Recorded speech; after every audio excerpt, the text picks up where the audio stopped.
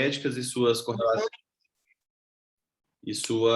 suas correlações anatômicas, né? A aula vai ser ministrada pelo Dr. Pedro José.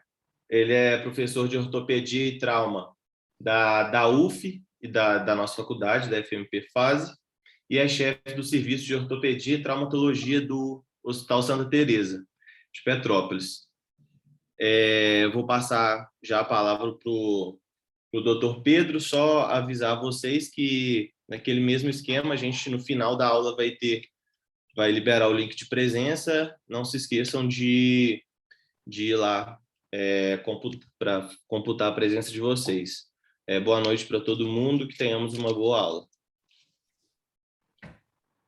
Bem, primeiro eu queria dar boa noite a vocês todos, agradecer o convite de estar presente com vocês. Para mim é uma honra estar com vocês, participar, tentar aí ajudar. Na verdade, eu estava falando com o Thiago, a ideia não é fazer uma aula. Hoje a ideia foi, pelo tema que foi oferecido, é um bate-papo para alertar a importância da anatomia quando, evidentemente, você vai ter as doenças ortopédicas, lesões ortopédicas.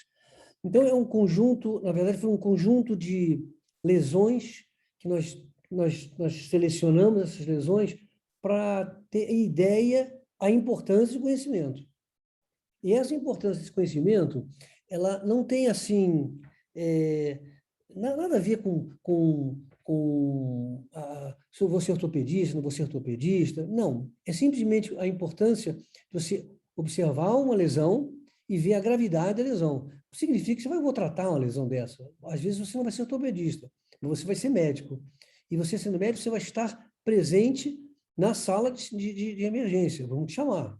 Inevitavelmente, aí você vai ter que ver o paciente. E ao invés de fazer como naturalmente as pessoas fazem, chegou um caso de ortopedia. Isso é ortopedia, vira as costas e vai embora. Vai ser bem simplório. Do que eu posso fazer para alertar da gravidade ou alertar do problema que isso pode criar, tá ok? Então, eu vou entrar aqui Estão vendo aqui? Estamos vendo sim, professor.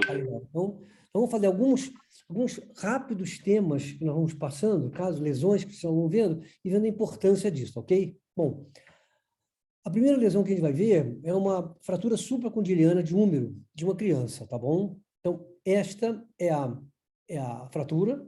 Vocês conseguem ver aqui a fratura, né? Acho que é nítido ver que isso aqui é um húmero, isso aqui é uma área distal do húmero da criança, um esqueleto que está imaturo.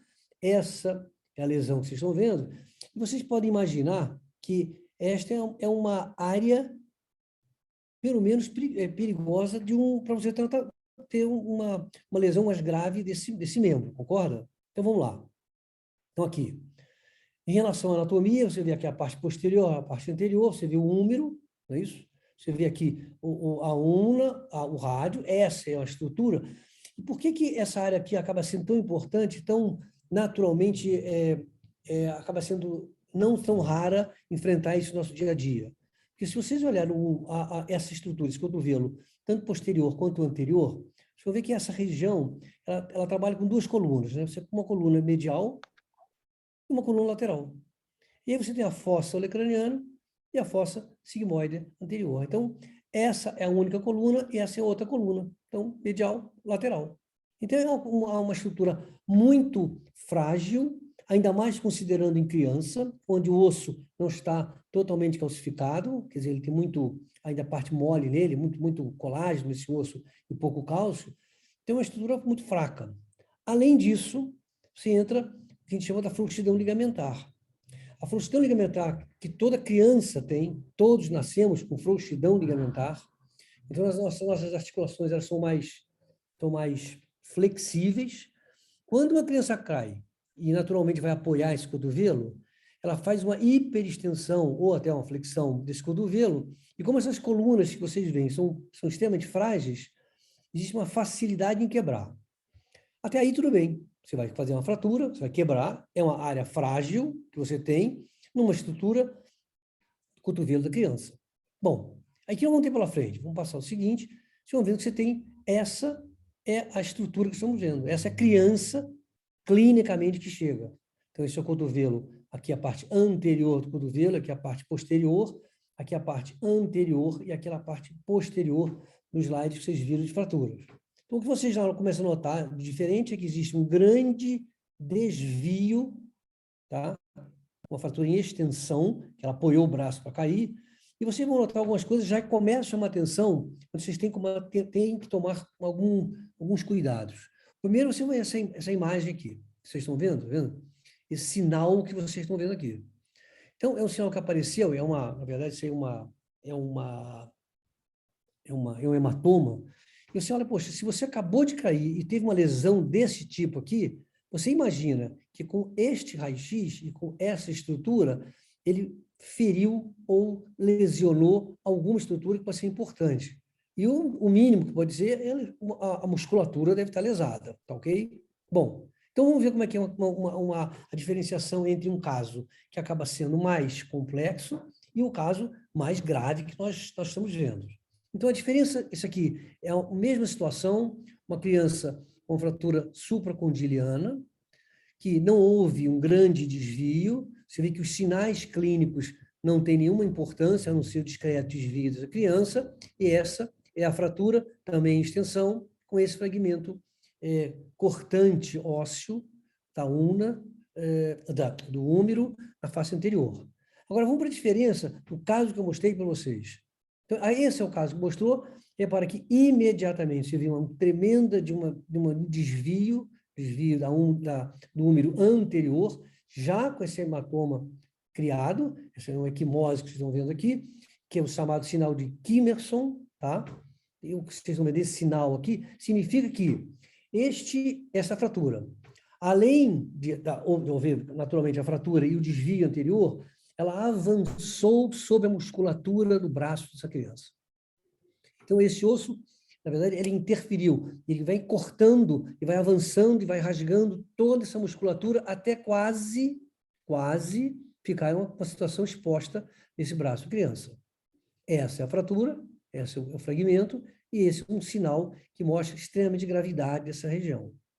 E, às vezes, você vai encontrar também, como vocês estão vendo aqui, não sei se dá para reparar no slide, como se fosse uma depressãozinha, eles chamam do dimple sign. Dimple sign é como se o osso estivesse beliscando a pele e puxando essa pele para dentro, de tão próximo à pele que ele está. Então, ele faz uma depressão, ele faz um dimple, faz uma saliênciazinha, que vocês começam a notar que esse osso está muito próximo à pele, e para ele ter chegado aqui, provavelmente ele fez uma trajetória num local perigoso. E aí vem o que a gente fala do que é o perigoso e o que é a anatomia, a importância da anatomia, de sabermos a anatomia em relação a esse tipo de quadro clínico que vocês estão vendo. Então, aqui vocês estão tendo a ideia, uma fratura parecida, e aí vamos lá para as partes moles que o raio-x não mostra, apesar de clinicamente já mostrou, com o sinal de Kimmerson, aquela equimose que vocês viram, ser uma situação grave. Quando existe esse desvio, você tem que começar a imaginar que esse osso ele avança sobre as estruturas anteriores. E nessas estruturas que passam anteriores, por acaso pode ter artéria braquial e por acaso pode ter a inervação toda que passa nessa região. E aí vai depender como esse outro slide aqui, esse desenho, essa figura à direita nossa, ele mostra que se o desvio dele for um desvio em varo, ele pode pegar e lesar uma parte do nervo radial. Se ele for em valgo, quer dizer, ele for para o lado ulnar, ele pode lesar a artéria, que está bem na frente, a braquial, e ao mesmo tempo o nervo mediano ou uma hiperextensão do nervo ulnar. Então, repare que como isso aqui é complexo, para vocês terem ideia, de quando chega um paciente com esse quadro, ter o cuidado com o exame clínico e conhecendo a anatomia para saber se houve, na verdade, uma lesão mais grave. Tá ok? Então, se eu quero ter uma ideia da parte da inervação desse paciente, dessa criança, apesar de ser uma criança, mas a gente consegue, é você ver se há uma ausência de sensibilidade no território do ulnar, do radial e do mediano. E para isso tem que ter o conhecimento da anatomia. Então, a gente sabe que na região dorsal da nossa mão, se eu quiser ter ideia aonde se houve ou não uma lesão do nervo radial, tanto como trauma, como lesão mesmo, como uma ruptura do nervo, você vai fazer na tabaqueira anatômica estimular a tabaqueira anatômica para saber se ele vai ter, nessa região, saber se ele tem sensibilidade. Se positivo, não lesou o nervo, se negativo, está um nervo lesado. Se você for na fase volar, que a gente chama de fase palmar da mão, na palma da mão, você vai fazer uma sensibilidade do quinto dedo, tá? Nessa região, bem distal essa região. Nessa região é o território do nervo ulnar.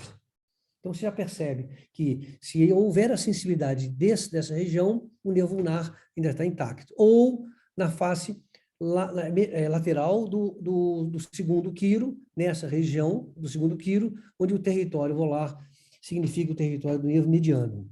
Então, o fato de você chegar uma criança, uma lesão daquela, e você conseguir identificar, se a criança conseguir identificar para vocês essa lesão, já ajuda a dizer que não houve uma lesão dessa estrutura. Ao mesmo tempo, você vai palpar os pulsos. Então, você vai fazer a palpação desses pulsos para saber se, então, se existe o batimento cardíaco nesse pulso, saber se teve lesão ou não. Tá? Você vai dizer, mas quando você tem uma lesão desse tipo, e uma distensão desse nervo, desse vaso, evidentemente você pode falar, não, mas aí o vaso foi distendido e você não tem esse batimento total. Sim, você pode não ter o batimento, você vai tendo, você ser palpável. Você vai ver que a mão circula normalmente. Então, ela não fica com a mão ou pálida, uma lesão completa, ou uma mão muito rosa, meio arroxeada, que é o sinal que você tem uma compressão da artéria braquial e o sangue não está chegando naquela região. Então, vocês viram que a importância de você identificar essas estruturas anatômicas quando você está examinando uma criança, não custa nada você examinar, você olhar, ver a gravidade e já alertar as pessoas que vão provavelmente tratar, ou você já sabe que isso vai ser um caso mais dramático, um caso mais rápido de tratamento, obrigado a ser um tratamento muito rápido, ou é um caso que você pode ficar mais tranquilo porque não tem a urgência urgentíssima desse tratamento. E nesse caso, estou mostrando para vocês como é que foi o tratamento. Você tem a fratura, vocês viram a fratura, e aqui a fixação desse paciente após colocar, então, a redução e a fratura do paciente. Mais à frente tem o paciente, então, já sem o gesso, já com a fratura consolidada. Repara que os desvios deles acabam sendo normais, quer dizer, não interferiu com a área de crescimento dessa estrutura, isso é normal. E este, na verdade, acaba sendo o paciente, que, por sinal, colabora bastante, você vê que a função dele foi restabelecida. Então, o fato de você examinar o paciente naquela fase aguda, fase da lesão, e observar essas estruturas são realmente importantes para quem vai tratar um paciente, tá? Então, esse foi o nosso primeiro caso. Vamos passar para o segundo caso, que seria a fratura do tornozelo na criança. E aí tem alguns casinhos, são uns 3 ou 4 casinhos que eu vou mostrar para vocês, mostrando como é grave uma lesão dessa. Todas as lesões que eu vou mostrar para vocês foram lesões fechadas, nenhuma lesão foi exposta, tá? Então, esse aqui é o exemplo, uma criança cai da bicicleta, com uma fratura fechada, e mostra esta fratura. Então, o maléolo dela medial está lesado, maléolo medial lesado, e você que na verdade, foi desviado, não fraturado, a gente considera isso como fratura também, tá? Mas não houve uma fratura clássica, só a fratura da fise óssea, onde o osso cresce, que está desviada. Por que isso aqui é tão importante para identificar essas crianças? Deixa eu mostrar a criança como chegou. Ela chega, você vê que tem um edema importante, tá? A escoriação, porque acaba caindo, acaba escoriando, mas dessa importância que vocês estão vendo esse tornozelo dessas crianças. E por que isso aí, na verdade, acaba sendo uma situação de importância? Por que você se preocuparia? Ainda vou piorar o caso. Vamos supor que seja o seu filho que tenha caído e que o filho de você cai e você vê essa fratura. Aí você tem que imaginar que essa anatomia é uma área importante, onde ele vai ter uma fratura exatamente onde há o crescimento, onde o osso, ele cresce, a estrutura que ele cresce. Então, essa região, que é a fise óssea, é a região onde há o crescimento ósseo. Então, aqui é a epífise, aqui é a fise, onde o osso cresce, aqui é a metáfise e aqui é a diáfise do osso. Quando ele sofre esse trauma, você repara que a fratura, ela avança para esta região, avança para onde o osso cresce. Então, aqui exemplificando o que é uma área fisária, área cartilaginosa, a área de osso já definitivo, que vai crescendo, as células vão se diferenciando e vão se tornando, então, os ossos. A não ser, esse vai parar esse crescimento, se tiver uma fratura, que pode haver uma destruição dessa estrutura. Então, vocês imaginam que aí a coisa começa a complicar, né? Então, eu tenho que ficar alerta para ver como essa fratura, que fratura é essa, e o que eu tenho que fazer com essa fratura. Será que se uma criança, uma fratura dessa, eu posso colocar aqui um gessinho qualquer e dizer, olha, daqui a 45 dias está consolidado, tudo bem? Não. Eu tenho que me preocupar em fazer uma redução, em colocar essa estrutura extremamente bem reduzida, bem anatômica, porque, primeiro, que essa estrutura faz parte de uma articulação, e a articulação tem que estar precisa para conseguir trabalhar, conseguir funcionar, não é isso? Segundo, que eu tenho que estar com essa área de crescimento, eu tenho que estar toda ela numa posição anatômica o máximo possível para desenvolver, para cicatrizar e desenvolver normal. Então, essa é a gravidade que temos pela frente para resolver. Então, aqui mostrando os tipos de fraturas que a gente pode encontrar, tá? Você vê que essa fratura aqui, essa fratura, representaria esta fratura. Então, esse grau tipo 1 representa esse grau tipo 1, onde vocês estão vendo a fíbula distal, e vocês estão vendo essa estrutura que representaria essa estrutura, onde você tem que prover aqui uma fixação e um cuidado com a área de crescimento desse osso, para evitar os desvios, evidentemente uma deformidade que vai ser fixa, vai ser normal, vai ser para sempre, tá? Isso, então, é a maneira, deixa eu aumentar aqui, do desenvolvimento que vai ser. Então, você tem que, primeiro, botar na posição normal, tá vendo? Anatomicamente está normal. Segundo, você vai colocando esse é um fio de Kirchner, é um fio que ajuda não só na redução, mas ajuda onde vai determinar aonde, além de estar mantendo a redução, mantendo o osso, está mantendo a estrutura reduzida e onde o parafuso vai entrar. Então, você vai botando, vai olhando, cuidado para esse fio ele não avançar nem para a área fisária, aí destrói o crescimento do osso, ou ele vai em direção à articulação, destrói a sua articulação. Ele vai seguindo, você vai seguindo, através do intensificador de imagem, seguindo. A hora que você vê que ele está bem posicionado, você então substitui por um parafuso, realinha outra vez, tanto a área fisária quanto a área articular do paciente, e resolveu o problema. Tá ok? Então, essa é a ideia que a gente tem. Vamos partir para o caso 2. Também um tornozelo, onde você está vendo que ele sofreu uma fratura, essa criança caiu de uma altura, também era fechada, e tem essa estrutura. Muitíssimo parecido com a anterior, não é isso? Muito. A preocupação é igual.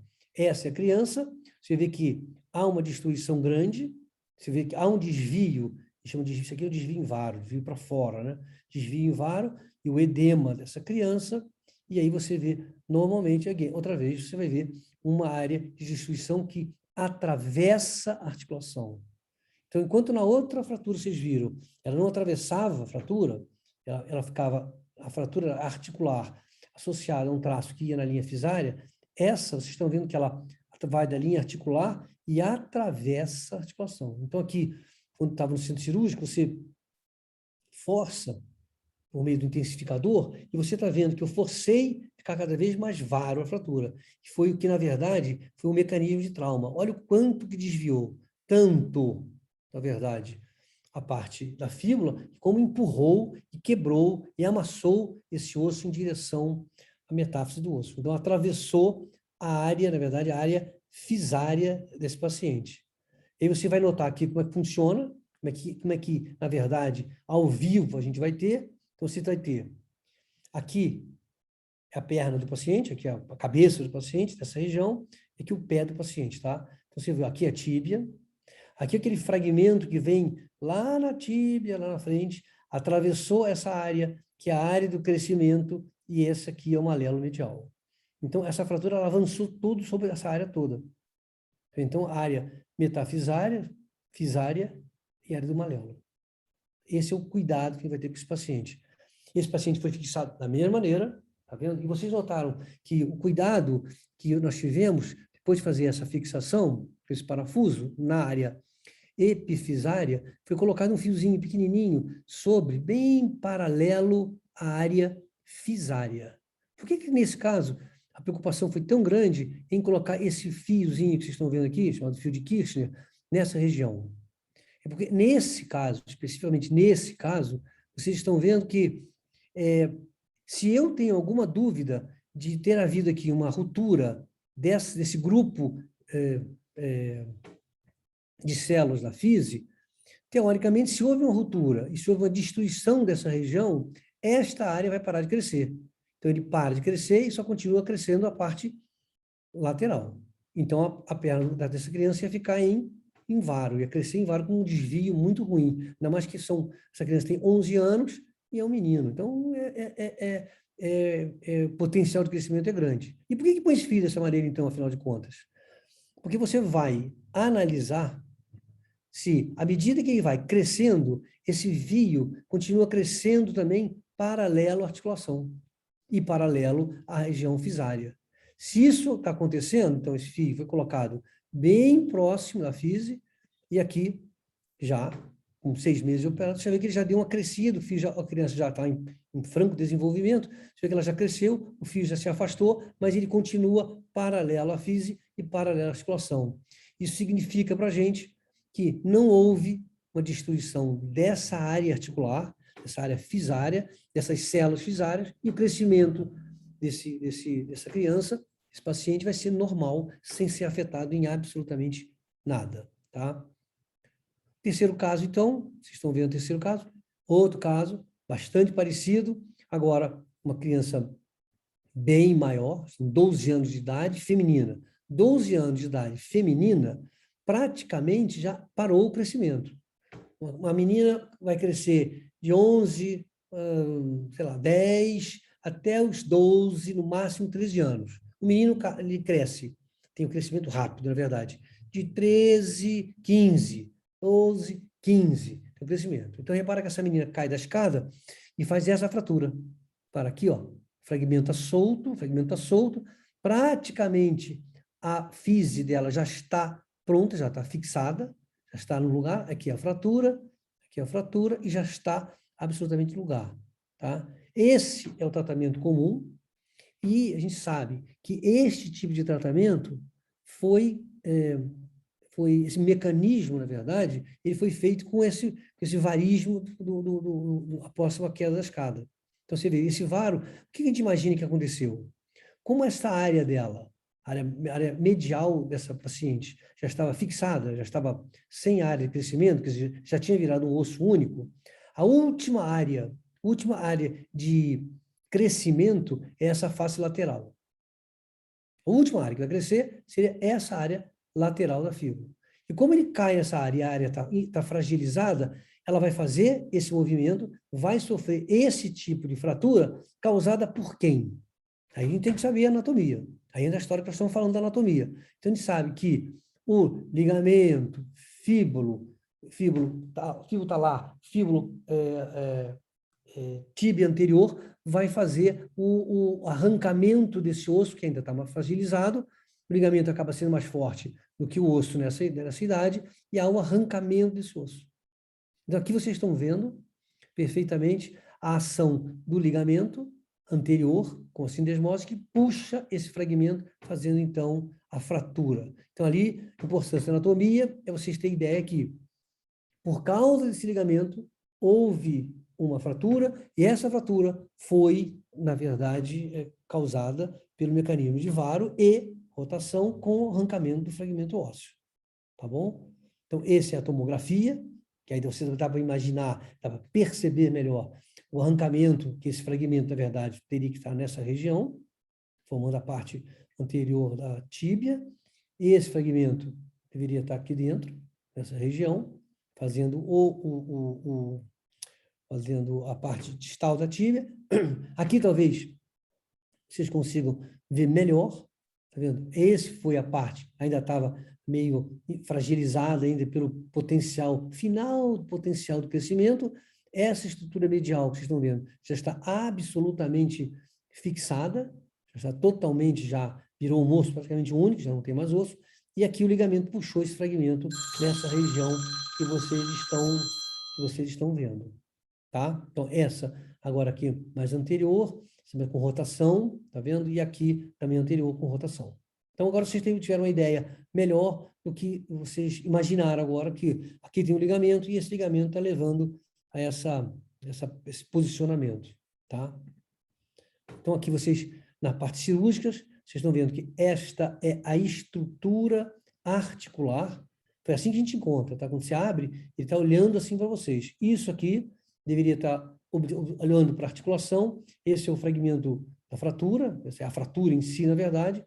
Essa é a fratura, essa é a face articular, que está totalmente torcida e virada para dentro, mostrando para a gente a articulação. Aqui também, como faz a fixação, vou mostrar para vocês, está aqui a fratura. Aí você consegue fazer, abriu, reduz.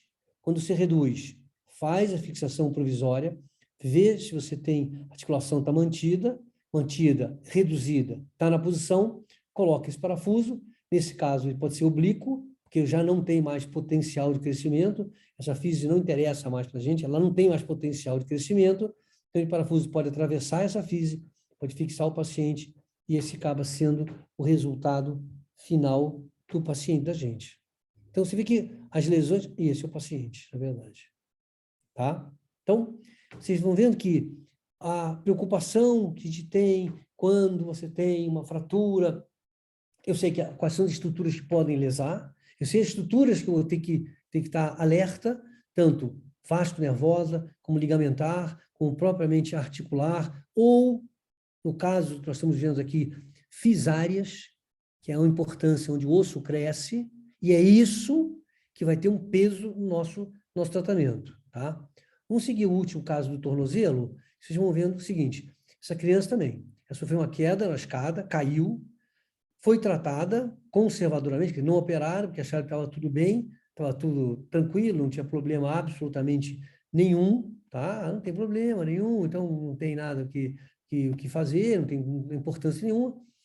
O osso, na verdade, você vê que a física foi afetada, houve a criação de uma barra, então a estrutura morre, essas células morrem, são amassadas.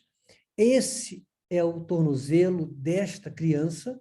Olha como é que está crescendo só a parte lateral e a parte medial, que é essa parte, e que essa parte ela está começando a parar de crescer.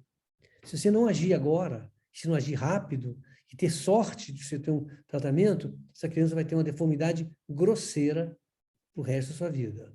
Então, aí você tem que fazer o seguinte, você tem que abrir uma área para descobrir onde está essa ponte óssea, tirar totalmente essas células de osso que não deveria estar nessa estrutura, colocar gordura, colocar uma estrutura onde você não vai permitir que haja outra vez a consolidação do tecido, e aí você, está aqui, no caso, abre, tira o espaço todo, coloca gordura dentro e coloca os pinos, como eu já falei para vocês.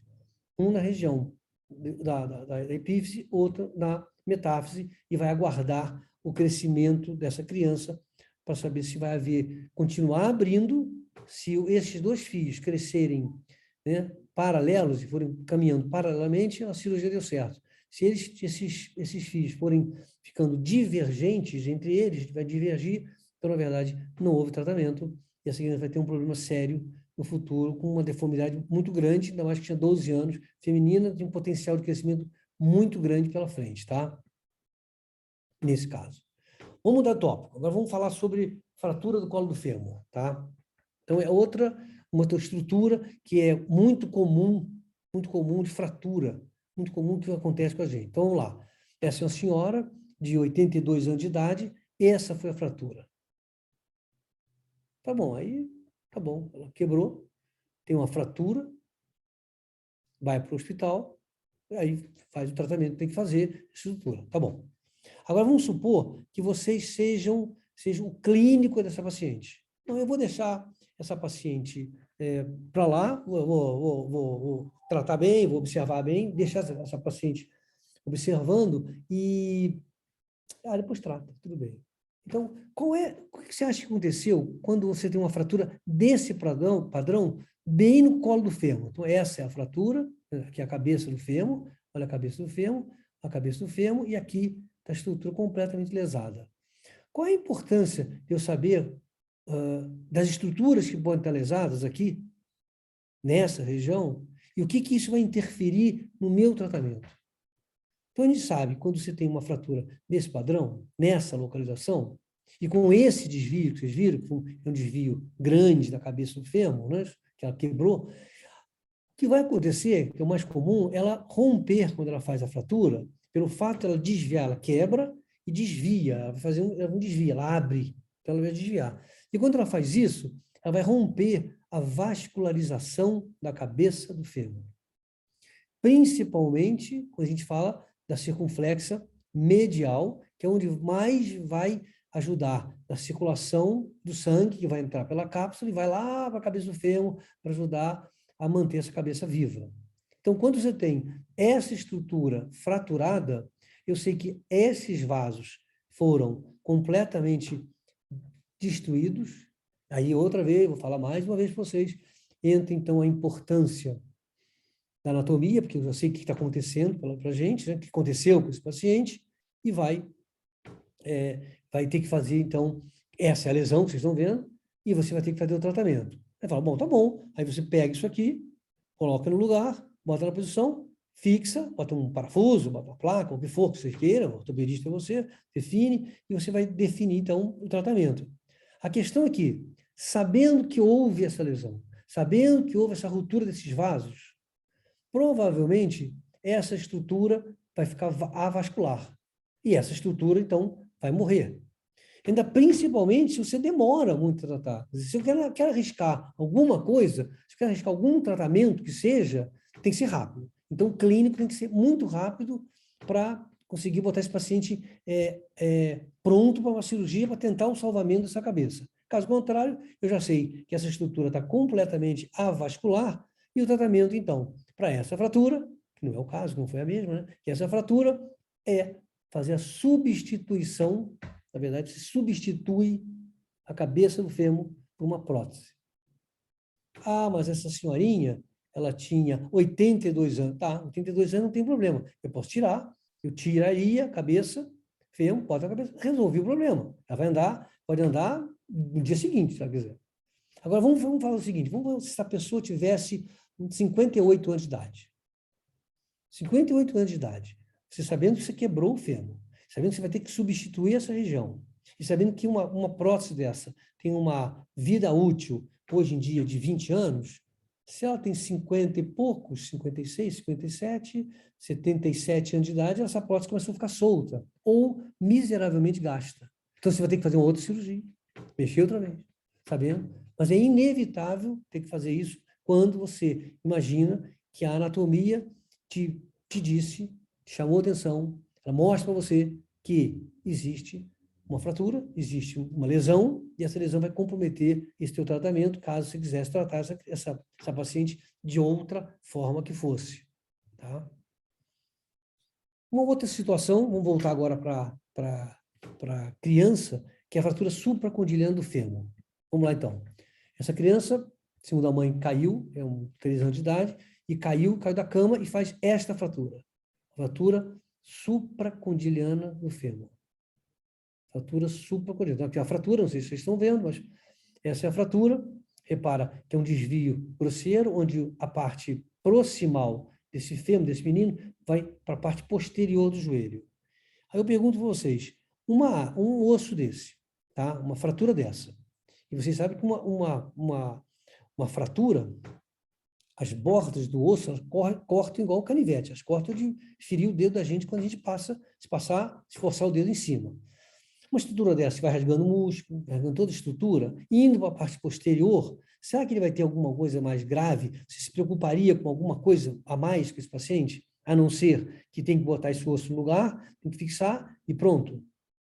A primeira coisa que passa quando você vê um raio-x desse, é dizer, meu Deus, esse fragmento foi para trás. Aonde passam os vasos? A popliteia passa aí. O vaso, a inervação passa toda na parte posterior e passa bem próximo do osso. E será que não houve uma lesão? Então, a preocupação, quando vocês veem uma estrutura dessa lesada, é saber que essa estrutura lesada, isso aqui é uma arteriografia, né? Mostra que ele vai pressionando a artéria. Repara que ele pressiona a popliteia e desce para o joelho. E, olha só, aqui você consegue ver melhor, né? O calibre desse vaso, olha o quanto esse osso chegou próximo dessa artéria, quanto ele pressionou essa artéria, e por sorte que você mostra que ele não lesou a artéria, que o sangue continua, olha a sorte que ele tem. Olha a sorte que essa criança teve em não ter aí uma lesão dessa artéria. E se você, não conhecendo ou não imaginando essa anatomia, que você vai dizer o seguinte, não tem problema, eu boto esse osso no lugar, tá? Fixo, boto um gesso e mando embora para casa.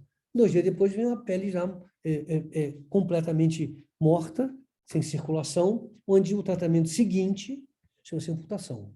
Então, é uma coisa simples, você não saber, não ligar para a anatomia que você tem. Então, esse aqui foi, deixa eu ver se vai rodar, essa é a ideia. Aqui, ó, vamos ver que vai, ó, artéria, opa, o sangue está passando, não tem que se preocupar com a lesão. A única preocupação que tem agora é, eu tenho que ter um cuidado para colocar esse osso no lugar, eu tenho que colocar essa estrutura com carinho na posição, colocar no lugar, fazer a fixação, para não eu, agora, como médico, tá, fazer uma iatrogenia e lesar. Esse foi a fixação que foi dada para a criança, e aí correu tudo bem, a criança foi normal, sem nenhuma alteração, tá? Vamos falar então agora sobre uma lesão agora, uma lesão mais aguda, que seria a lesão do tendão extensor da mão, tá? Então vamos lá, tendão extensor, tá vendo? A dona de casa estava em casa, a faca escorrega da mão dela e ela tem uma ferida cortocontusa no punho. Bom, se eu tenho uma estrutura dessa aqui, uma feridinha dessa, eu dou aqui uns 5 pontinhos, tá? Fecho. Nem vou lavar, que não precisa, porque preguiça, tá tarde da noite, não vou nem lavar isso não. Fechou e pronto, tá? E aí, esse é o grande problema. Uma feridinha dessa, a pessoa chega lá, você tem que ter 2, 3 pontinhos aqui, bem superficial, e você não examina o paciente, tá? Por acaso, esse é o raio-x, se você está vendo aqui que não foi tão pequenininho assim, né? Chegou até a pegar o osso, pegou o processo estiloide do rádio, chegou a ter uma lesão. E aí você fala, mas não tem problema, lesão. Então, vamos reparar aqui a anatomia como é importante. Quando a faca, quando a situação cortocontusa, ela entrou, ela pega, no mínimo, nessa região, o extensor curto do polegar e o abdutor longo do polegar. Primeiro, essa estrutura já foi. O segundo que ela vai ter, aí você vai ver que aqui começa, que tem a estrutura do nervo radial, sensitivo, que passa nessa região. Então, já foi tendão, foi a cápsula, foi a inervação sensitiva do nervo, e se ela aprofundou ainda mais, ainda pode pegar o extensor do polegar, que o polegar pode não funcionar, não pode ter extensão, e ainda mais, você pode pegar até aprofundando cápsula ou outras estruturas maiores do braço.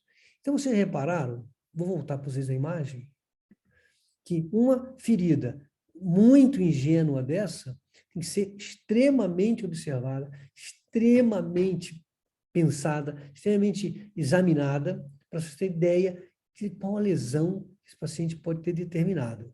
E aí vocês veem que pela cirurgia deles, olha a quantidade de tendão que foi lesado e a quantidade de tendão que precisava ser, então, sofrer a tenorrafia de novo para fazer a fixação biliar. Então, repara que aquela ferida tão ingênua, no fundo, escondia uma grande lesão tendinosa, ligamentar e até sensitiva, nervosa dessa estrutura. Tá ok? Então, sempre lembrando, mais uma vez, com o nosso tópico, que a anatomia, o conhecimento da anatomia, ele é extremamente importante quando nós formos fazer um tratamento, principalmente, nós vamos falar aqui de, evidentemente, de ortopedia, tá? Agora vamos ter um flexor, mesma coisa. Olha o corte. Mesma coisa, foi uma faca, escorregou e corta a mão, e repara o posicionamento do dedo. Repara, esses dedos aqui estão numa posição de flexão, que é a posição anatômica. Posição nossa de repouso, a mão foi fletida. E fica fletida porque os tendões flexores são muito mais potentes que os extensores. Então, ninguém descansa com a mão esticada. Ninguém. Todo mundo descansa com a mão fletida. O normal nosso está com a mão fletida, os tendões são mais poderosos. Quando você chega um paciente com esse tipo de lesão, e você vê que aí sim, você vê que o terceiro quilo dele está em extensão, tem alguma coisa. Aqui tem algum tendão cortado, não foi só a pele. Aqui tem mais coisa que houve uma... Então, a lesão, ele não está, na verdade, ele não está funcionando. Então, essa lesão representa que ele pode ter cortado tanto o flexor profundo, tanto o flexor superficial. Tanto, na verdade, o profundo quanto o superficial dos dedos, tá? Você tem que saber examinar. E, na verdade, como é que você faz isso para examinar? Você faz da seguinte maneira, você coloca a mão e prende o dedo em extensão e pede para ele fazer a flexão da falange distal do dedo que foi lesado. Se o paciente, nesse movimento, ele consegue fazer esse movimento, ele consegue fletir, como está aqui, não houve a lesão do flexor profundo do dedo, porque o profundo do dedo que faz esse tipo de flexão, de movimento. Se você pede ao paciente, esticando todos os dedos, a extensão de todos os dedos, para fletir o dedo, e ele consegue fletir o dedo dessa maneira, aqui ele mostra que o flexor superficial ele está intacto.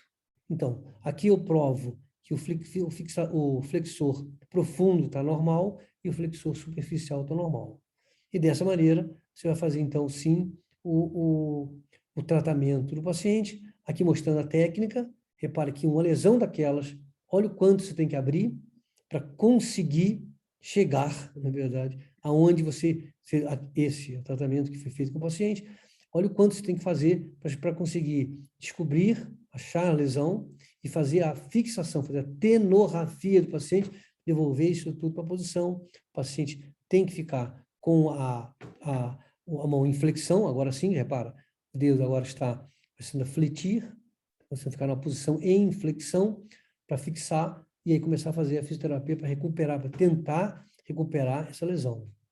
Então, mais uma vez, vocês estão vendo aqui uma lesão que foi causada por uma lesão, assim, simpática, né? Não muito grosseira, né? Ingênua, bem boba. E você mostrou a lesão que foi gerada e foi criada por uma estrutura de lesão dos dois tendões flexores da mão. Vamos ver uma fratura agora do húmero.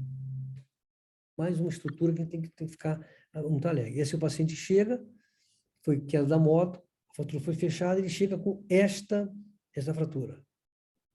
Até aí, você olhando essa fratura, é uma fratura feia, um desvio grosseiro, tá? Fala, nossa, fratura feia, nossa, feia, tá? Mas, e aí, e qual o cuidado que você tem que ter, sabendo que o paciente tem uma fratura nesta região do húmero? A primeira coisa que tem que fazer quando tem essa fratura, primeiro não ficar impressionado com isso. A primeira coisa que você tem que fazer é deixa eu mostrar para vocês a fratura aqui, ó, dá para ver melhor, né?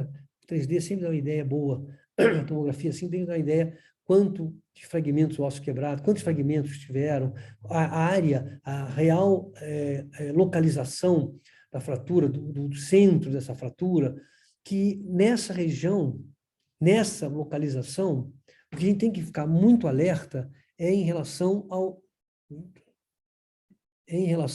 ao nervo radial. O radial, ele vem fazendo de posterior para anterior, e ele passa bem colado nessa região. Então, quando você tem uma fratura com um desvio desse, você imagina que esse nervo, miseravelmente, ele foi distendido. E o nervo radial é um nervo muito sensível. Tá? Quando você faz qualquer lesão, estiramento, qualquer afastamento maior no nervo radial, ele para de funcionar. E o que você vai encontrar é isso aqui. Esse é o posicionamento normal, ausência de extensão do punho, ausência de extensão dos dedos e, principalmente, ausência de extensão do polegar. Então, isso é importante se identificar. Se o paciente chegar com uma lesão desse tipo, uma fratura desse tipo, a primeira coisa que a preocupação que tem é saber se o nervo está intacto. Ah, mas o paciente não mexe porque está com muita dor. Vai na tabaqueira e vê se tem alguma sensibilidade. Vai na região, pede para fazer algum movimento.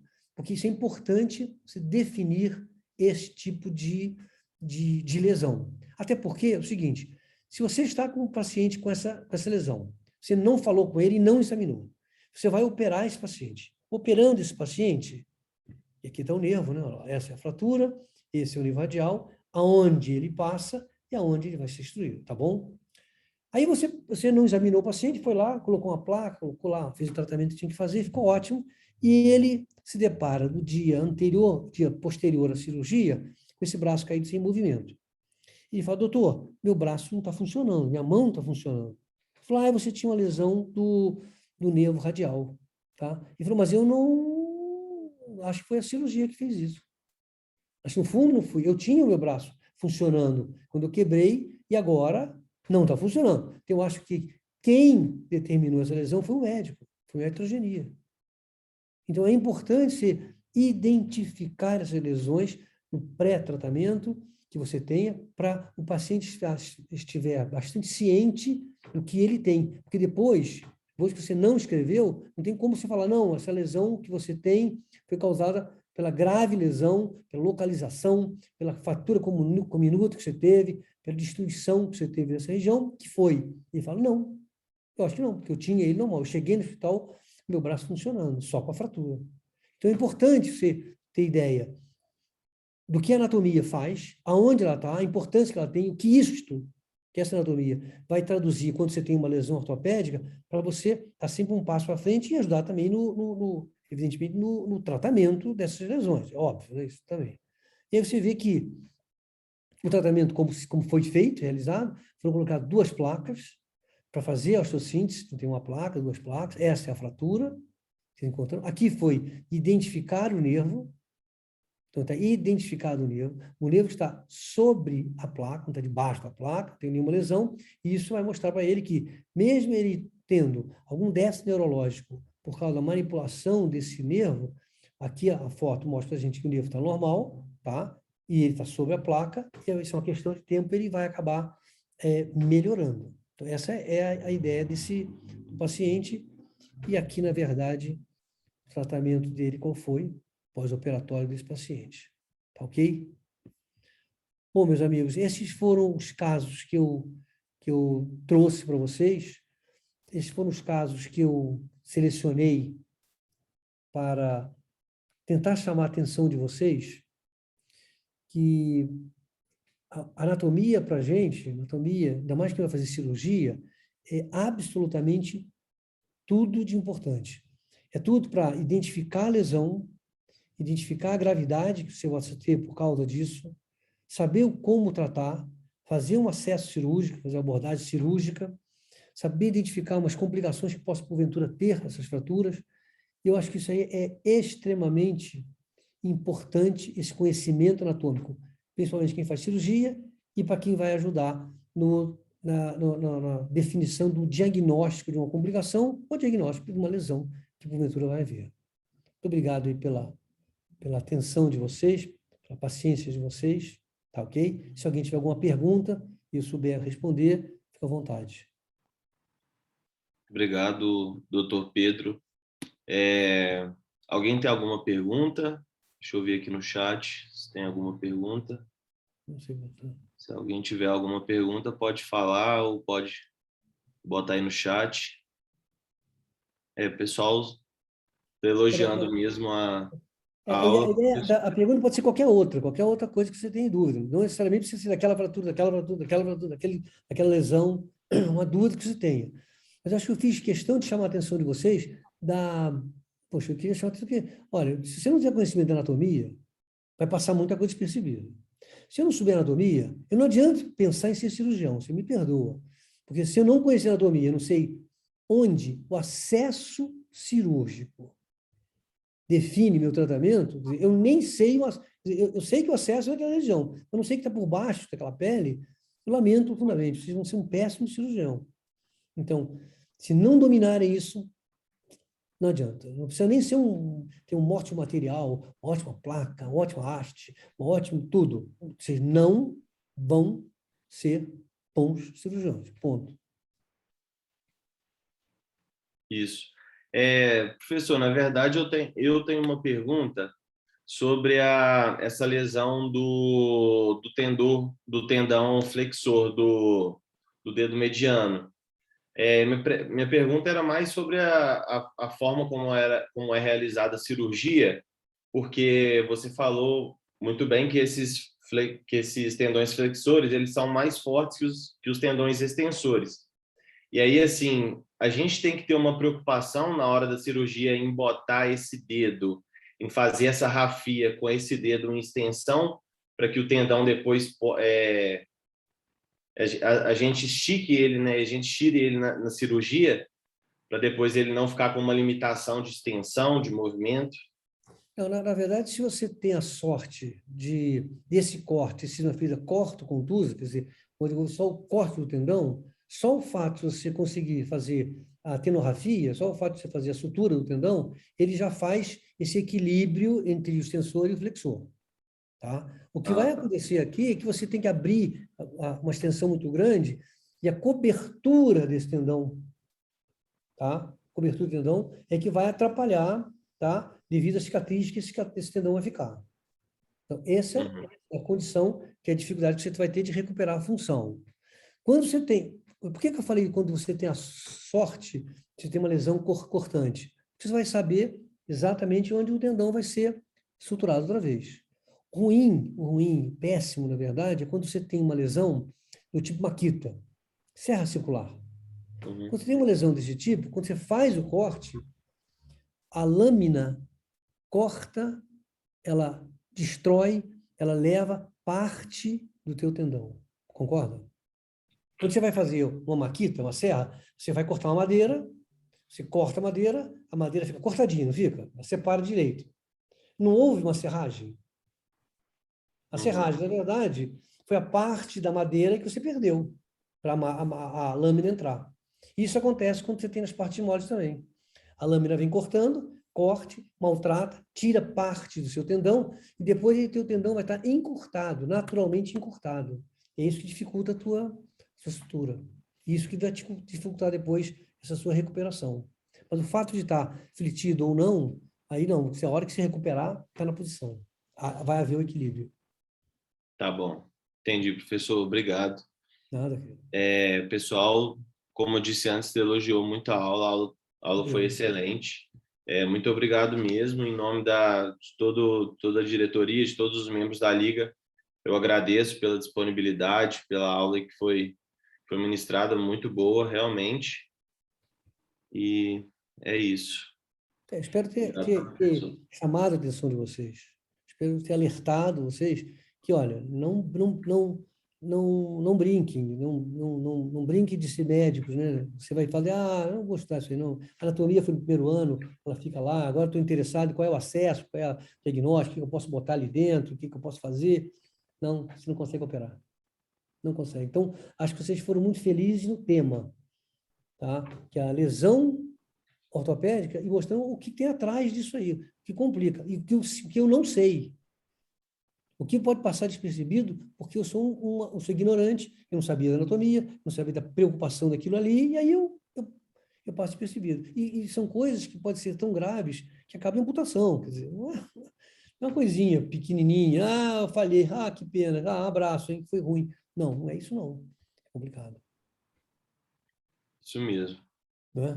Bom, então, pessoal, só lembrando mais uma vez aí da presença, só botar o nome completo aí no chat para quem não colocou ainda.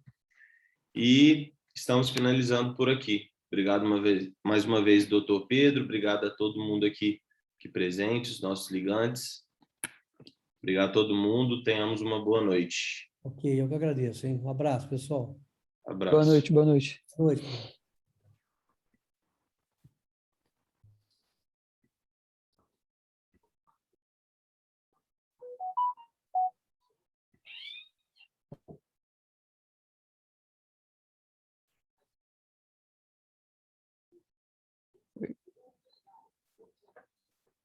Professor Jonas? Não sei se a gente pode sair direto.